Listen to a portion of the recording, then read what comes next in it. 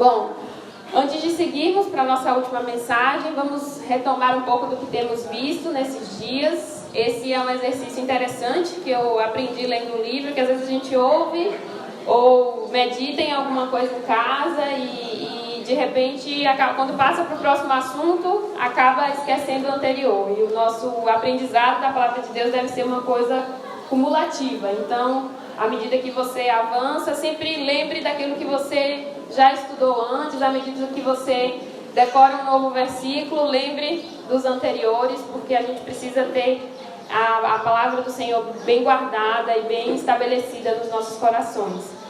Então, começamos baseadas em Mateus 6. Nós vimos que Jesus não nos pede para parar de acumular tesouros, mas nos convida a transicionar o nosso trabalho da terra para o céu, porque nós não temos aqui cidade permanente e somos peregrinas e forasteiras nessa terra. Vimos também que esse processo ele começa no nosso coração e que os resultados, tudo que aparece como fruto, é uma consequência natural daquilo que Deus fez no nosso coração. De modo que esse coração posto na eternidade, primeiro rejeita os desejos da sua natureza caída. Vimos lá em 1 Pedro 2,11 que nós devemos fazer guerra contra nossos desejos carnais. E vimos, baseados em Hebreus 13, 12 a 14, que esse coração posto na eternidade também tem expectativa pelo céu. E uma vez que nosso coração é transformado, como vimos ontem à noite, baseado em 2 Coríntios 4, o conhecimento da eternidade muda a perspectiva com que a gente lida com as situações das nossas vidas. Em primeiro lugar, ela muda a forma como nós envelhecemos, porque entendemos que ainda que o nosso corpo físico se desfaleça, o ser espiritual está se renovando de dia em dia. Mas também vimos que ela muda a nossa compreensão sobre os nossos sofrimentos, porque entendemos que as aflições do presente não se comparam com a glória que nos está proposta no futuro. Vimos ainda que o conhecimento da eternidade muda a perspectiva sobre o nosso uso do tempo, porque entendemos que devemos usar o nosso tempo com motivações eternas, por propósitos eternos.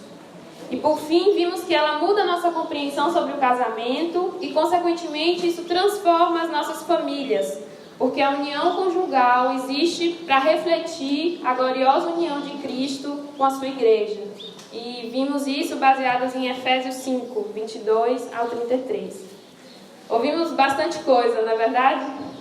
E tudo isso tende a parecer pesado demais, difícil demais de alcançar se nós olharmos da nossa perspectiva humana. Mas a boa notícia que eu quero trazer com essa última mensagem é justamente que nós não estamos sozinhas nesse processo de mudar a nossa visão da terra para o céu. E o texto que nos dá esse encorajamento final, ele se baseia na vida de duas mulheres que têm muito a nos ensinar. Eu gosto muito de olhar para a vida das mulheres da Bíblia e aprender com elas, porque a gente vê que são gente como a gente e que encontraram, na graça de Deus o sustento e a condução que precisavam para a sua vida. E é possível até que alguns irmãos lá da Pituba já tenham ouvido algumas coisas alguns pontos que nós vamos tratar, porque nós tivemos a oportunidade de estudar esse texto numa reunião nossa lá da Sociedade Feminina. Mas é sempre bom ouvir as verdades que não mudam. E como a palavra de Deus se renova, há também um enfoque novo baseado nessa visão da eternidade que eu queria dar essa passagem. Então vamos abrir nossas Bíblias lá em Lucas, capítulo 10. Nós leremos do verso 38 ao 42.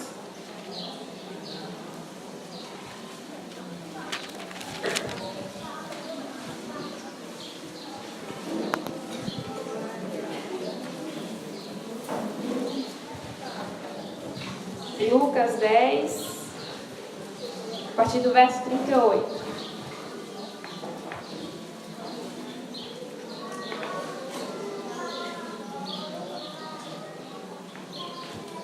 Vamos ler. Indo eles de caminho, entrou Jesus no povoado, e certa mulher, chamada Marta, hospedou-o na sua casa. Tinha ela uma irmã, chamada Maria, e esta quedava-se assentada aos pés do Senhor, a ouvir-lhes os seus ensinamentos. Marta agitava-se de um lado para outro, ocupada em muitos serviços. Então se aproximou de Jesus e disse: Senhor, não te importas que minha irmã tenha deixado que eu fique a servir sozinha? Ordena-lhe, pois, que venha ajudar-me. Respondeu-lhe o Senhor: Marta, Marta, andas inquieta e te preocupas com muitas coisas. Entretanto, pouco é necessário, ou mesmo uma só coisa. Maria, pois, escolheu a boa parte, e essa não lhe será tirada. Marta e seus irmãos, Lázaro e Maria, eram amigos de Jesus.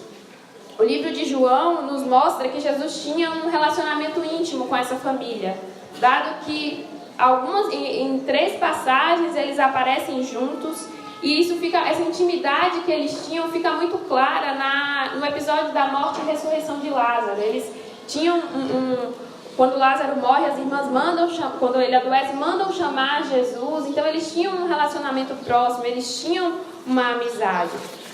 Marta possivelmente era a irmã mais velha deles e provavelmente devia ser viúva, porque se ela tivesse um marido, ela não seria relatada como a dona da casa. E eu imagino que para Marta o desafio era grande. Receber uma pessoa em casa para um almoço já é uma grande responsabilidade. E pensando num princípio até que podemos aplicar para nós mulheres, né, sobre a hospitalidade, daria uma mensagem só sobre isso.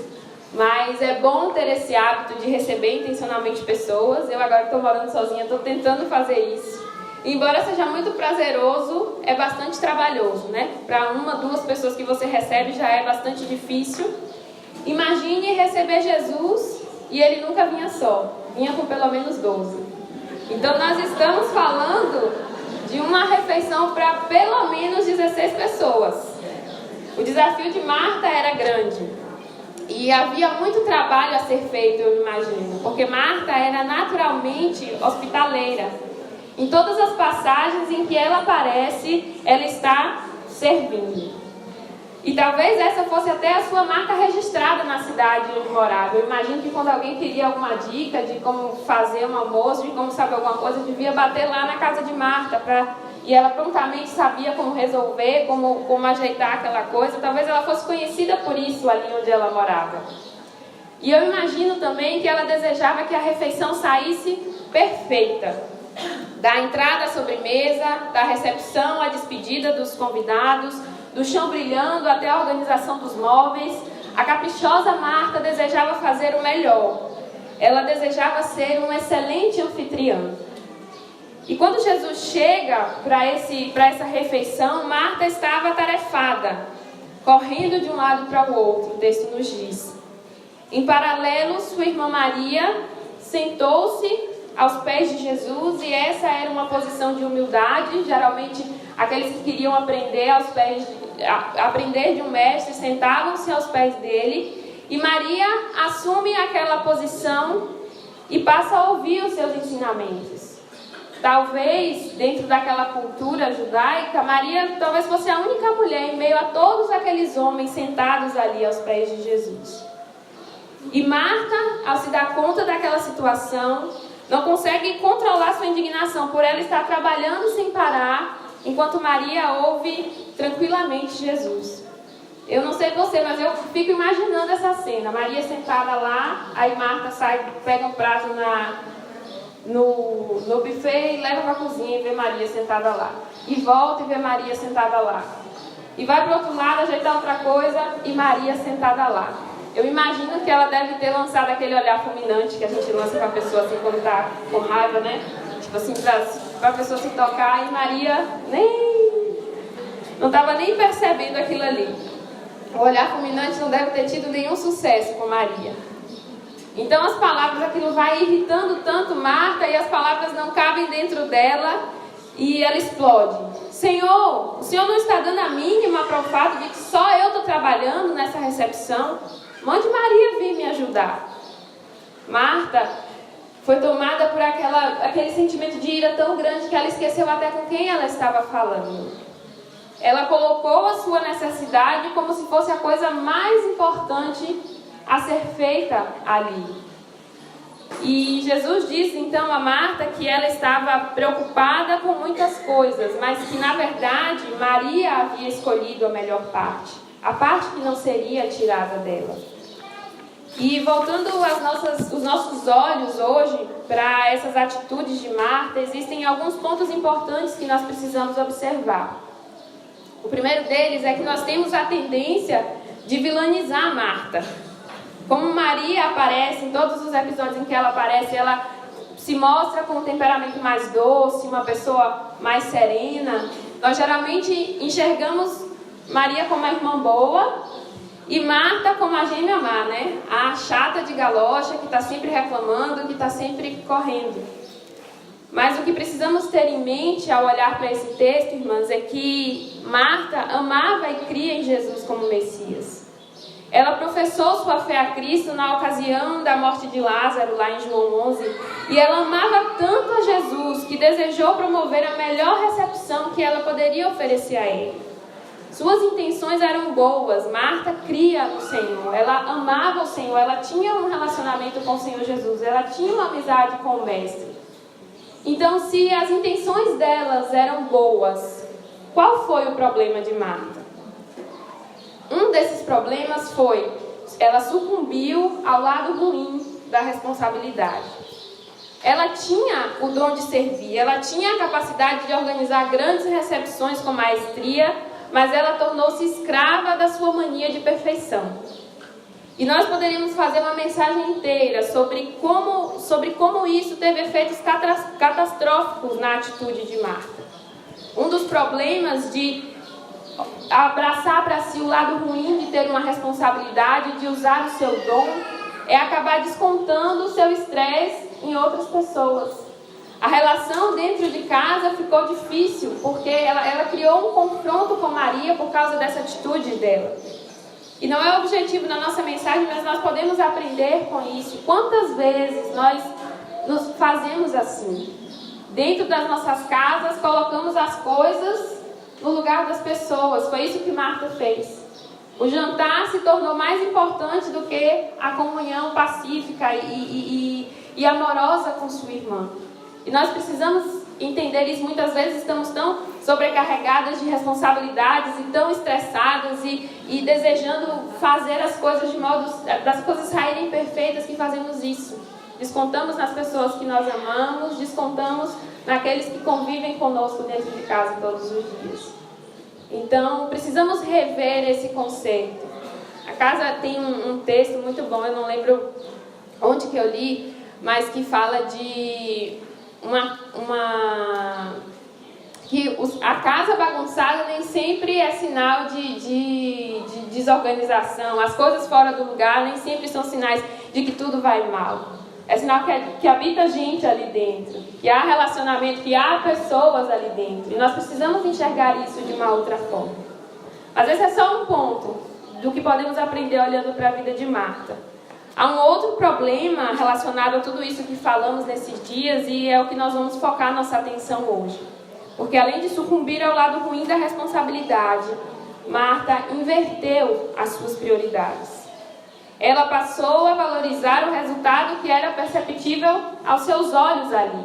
A mesa posta, os pratos saborosos e bem executados, a recepção impecável que ela queria promover. Ela nem ao menos conseguiu enxergar que Maria estava juntando para si tesouros espirituais.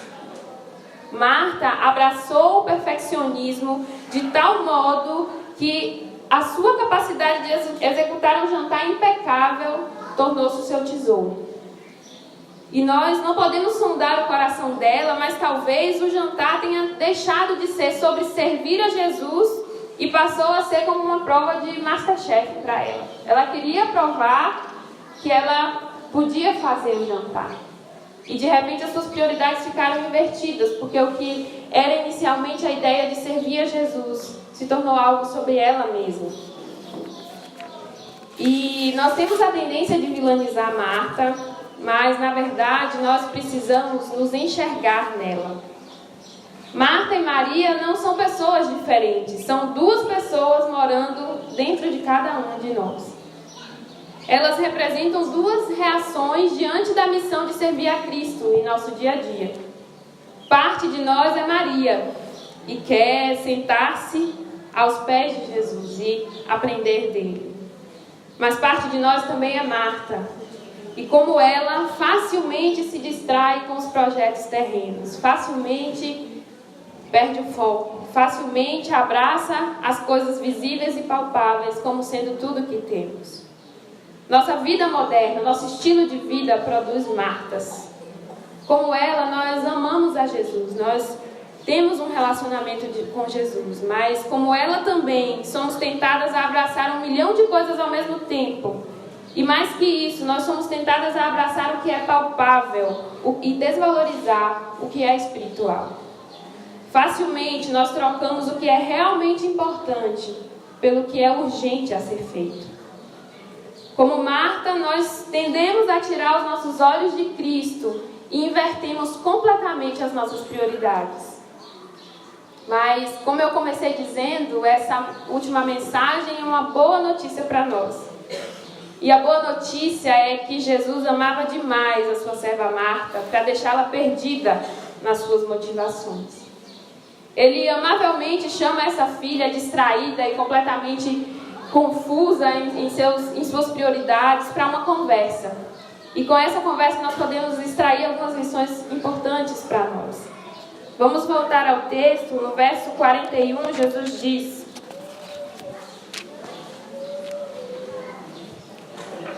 respondeu-lhe o Senhor: Marta, Marta. Essa expressão, na época, de repetir o nome de uma pessoa 2 vezes, traduz um profundo amor e piedade por aquela serva aflita. Quando essa expressão aparece, o nome da pessoa ou da cidade, quando Deus falava 2 vezes, essa é uma expressão que transmite amor. Então Jesus estava olhando para aquela serva ali perdida e dizendo: Marta, Marta. E nós podemos ouvi-lo dizer: filha, filha, Ingrid, Ingrid. Eu gosto de pensar nisso quando estou assim como Marta. Ouvi-lo dizer amavelmente: filha, filha. Jesus amava Marta. A correção dada por ele foi para que ela redirecionasse seu foco, foi uma correção por amor.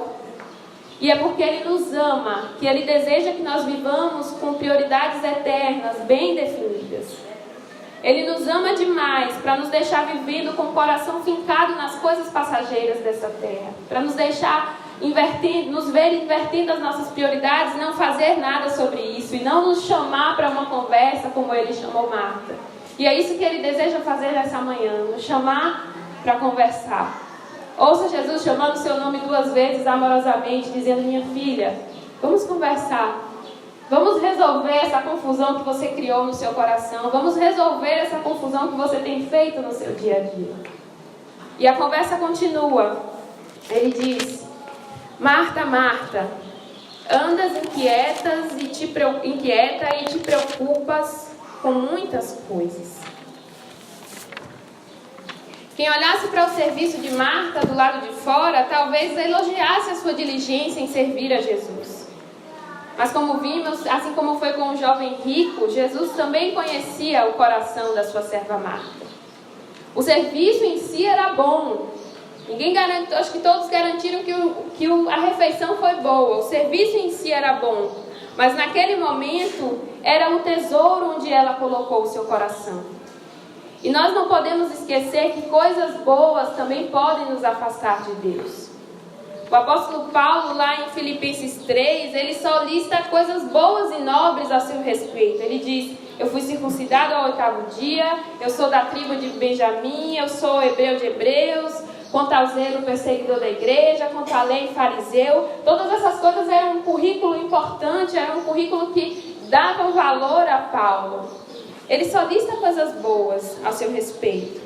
Mas eram justamente essas coisas que o afastavam de ter um conhecimento verdadeiro de Jesus Cristo. E com isso nós aprendemos que não podemos fazer as coisas até mesmo para Deus, se o fazer o serviço se torna mais importante do que Ele em nossas vidas. Então, aprendemos e podemos aplicar isso, inclusive, nas nossas vidas ministeriais. Como mulheres, desenvolvendo o nosso ministério, nós precisamos sempre refletir sobre nossas intenções. Porque muitas e muitas vezes nós estamos ali servindo pelo mero ato de servir. Aquilo se torna algo mecânico, algo feito apenas para cumprir a sua responsabilidade. Que a gente possa analisar o nosso coração todas as vezes que nos engajarmos em um serviço dentro da igreja, seja no ensino, seja organizando reunião de mulheres. Por que eu estou fazendo isso? Será que esta coisa é o meu tesouro, ou o Jesus que eu quero servir, quero agradar fazendo isso, está sendo o meu tesouro? Que essa compreensão mude o nosso serviço na igreja. Porque senão as nossas reuniões viram clubes. A gente vê muitas reuniões de mulheres que acabam se tornando clubes de mulheres. Se reúnem para fazer muitas atividades, mas a essência do porquê que fazemos se perdeu. Que possamos voltar para a nossa realidade ao longo dos próximos meses, dentro das nossas igrejas, e possamos mudar isso. Possamos motivar mulheres a servirem a Jesus, porque Ele é o que é precioso, porque nós desejamos agradá-lo, porque nós desejamos produzir frutos que permaneçam. E não somente para cumprir a agenda do clube, mas para que possamos glorificá-lo com nossas vidas. Jesus não estava pedindo mais de Marta, Ele estava pedindo menos. E muitas vezes é isso que Ele está pedindo de nós. Vamos optar pelo mais simples e vamos ouvir e beber dele, e vamos permitir que isso transborde nas nossas vidas e transforme as nossas vidas e os nossos relacionamentos ao nosso redor. Nós fomos desafiadas em muitos aspectos das nossas vidas nesses dias. Pelo menos eu espero que tenhamos sido desafiadas. Mas o diálogo de Jesus com Marta reforça o que já temos dito, de que nós não precisamos trabalhar pelos resultados, mas sim para que Deus mude os nossos corações. Não precisamos provar nada a Deus demonstrando o nosso serviço. Nós precisamos ter um coração que se senta aos seus pés para ouvi-lo e onde Ele é o verdadeiro tesouro, onde Ele é o centro de tudo. E Jesus continua. Respondeu-lhe o Senhor: Marta, Marta, andas inquieta e te preocupas com muita coisa. Entretanto, pouco é necessário, ou mesmo uma só coisa. Maria, pois, escolheu a boa parte, e essa não lhe será tirada. Nas palavras de Mary Bick, que é uma autora até que eu indico às irmãs também que procurem livros delas, é como se Jesus dissesse: Marta, eu amo você e sua comida, mas toda essa confusão está tirando a sua atenção de mim. Ao preparar tantos pratos deliciosos, você está se preocupando demais. O alimento para o corpo é necessário, mas ele é temporário. Maria está focada no que é mais importante, querida Marta. Eu estou com você agora. Gaste seu tempo comigo. Aprenda de mim e você será saciado.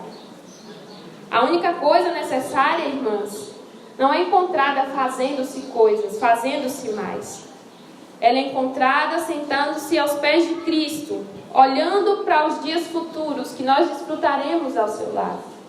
E investindo para que essas coisas queimem em nosso coração diariamente e transformem as nossas vidas.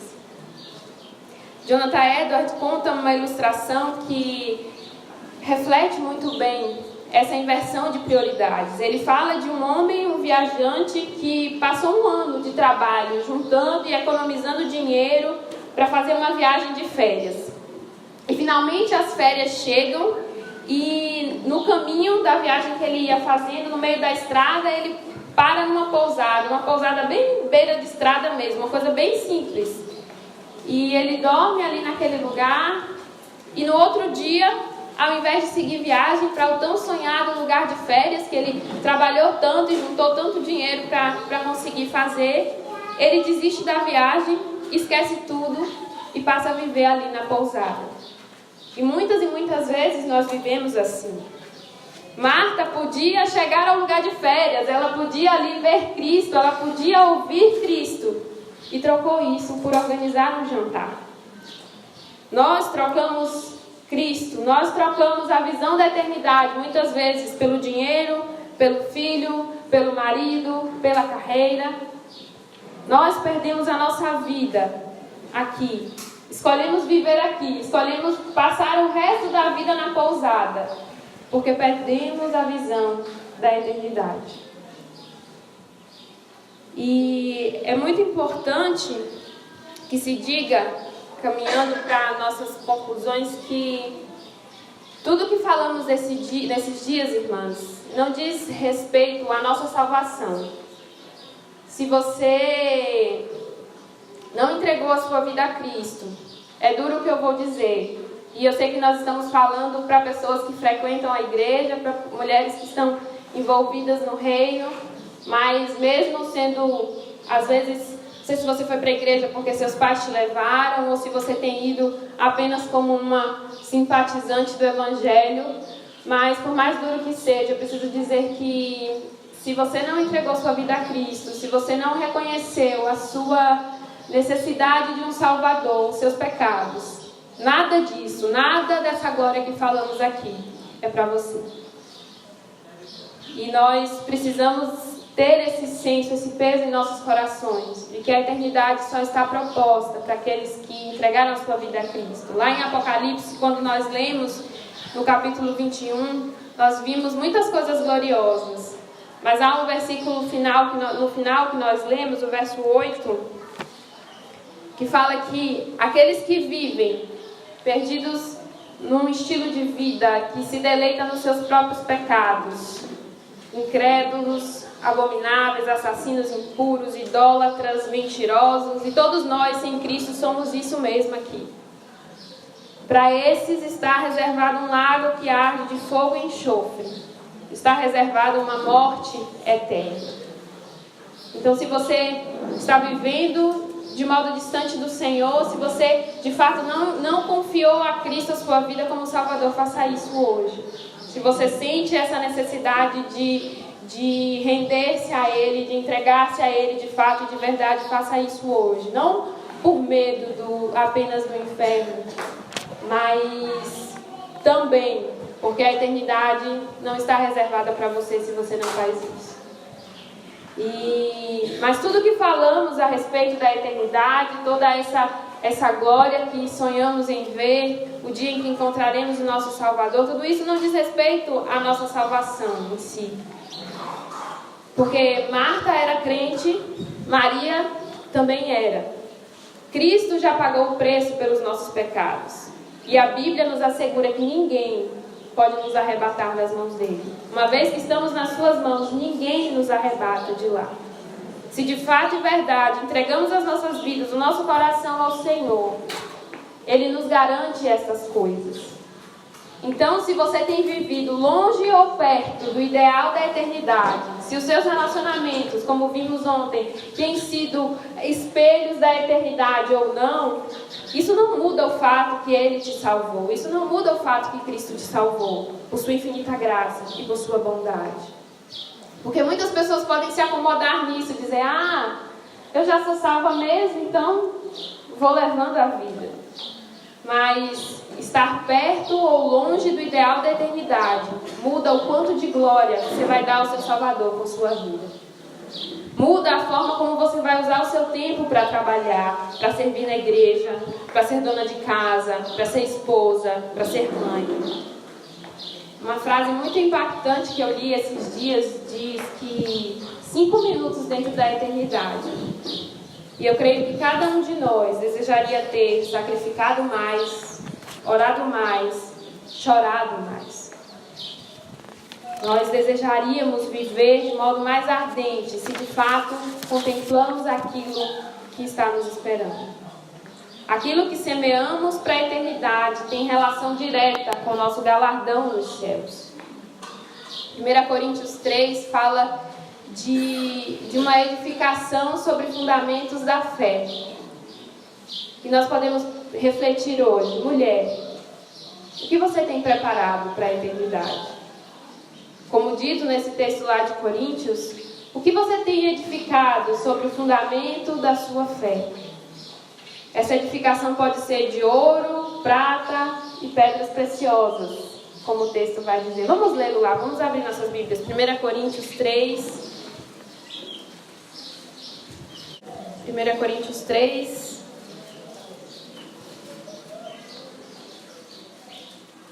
Faremos do 10 ao 15. Segundo a graça de Deus que me foi dada, lancei o fundamento como prudente construtor, e outro edifica sobre ele, porém cada um veja como edifica. Porque ninguém pode lançar outro fundamento além do que foi posto, o qual é Jesus Cristo. Contudo, se o que alguém edifica sobre o fundamento é ouro, prata, pedras preciosas, madeira, feno, palha, manifesta se tornará a obra de cada um. Pois o dia a demonstrará, porque está sendo revelada pelo fogo. E qual seja a obra de cada um, o próprio fogo o provará. Se permanecer a obra de alguém que sobre o fundamento edificou, esse receberá galardão. Se a obra de alguém se queimar, sofrerá ele dano, mas esse mesmo será salvo, todavia, como que através do fogo. O que o texto está nos dizendo é que o fundamento da nossa fé é Cristo. Então, se você entregou a sua vida para Cristo, você está salvo. Deus garante a nossa salvação. Como vimos, ninguém pode nos arrebatar das mãos dele. Mas sobre esse fundamento, sobre essa construção, nós podemos colocar ouro, prata e pedras preciosas. Que é justamente quando nós observamos as nossas vidas na perspectiva da eternidade, quando permitimos que isso mude a forma como nós vivemos no nosso dia a dia.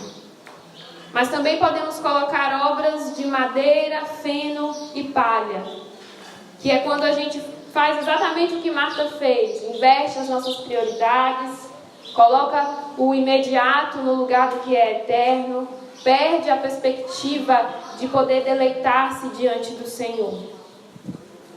Então, quais que tem sido a sua edificação? Qual que tem sido a sua obra? De pedras preciosas, ouro e prata, ou de madeira, feno e palha?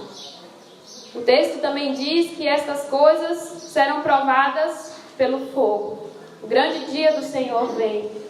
E nós já vimos que precisamos viver com expectativa por esse dia. Nós clamamos, Maranata, vem Senhor Jesus, nós queremos que Ele venha. Nós precisamos pensar no dia que Ele vier e que Ele colocar as nossas obras expostas. O que temos preparado para a eternidade? Será que vai resistir ao fogo como o ouro, como as pedras preciosas? Ou vai ser queimado, vai ser destruído e levado pelo vento? Aquilo que semeamos para a eternidade tem relação direta com a glória que damos a Deus com nossas vidas. E tem relação direta com o nosso galardão nos céus. Com essa perspectiva, nós somos desafiadas a fazer a escolha de que forma nós viveremos. Eu gosto de pensar muito nessa ideia de que Marta e Maria, elas não são personagens bíblicas apenas. Elas convivem dentro de mim. Elas convivem dentro de nós. Que os dias em que somos Marta sejam substituídos por mais e mais dias em que somos Maria, prostradas aos pés do Salvador, contemplando sua beleza e ansiando pelo dia em que, como a Maria da Bíblia, nós poderemos sentar-nos aos seus pés e vê-lo face a face.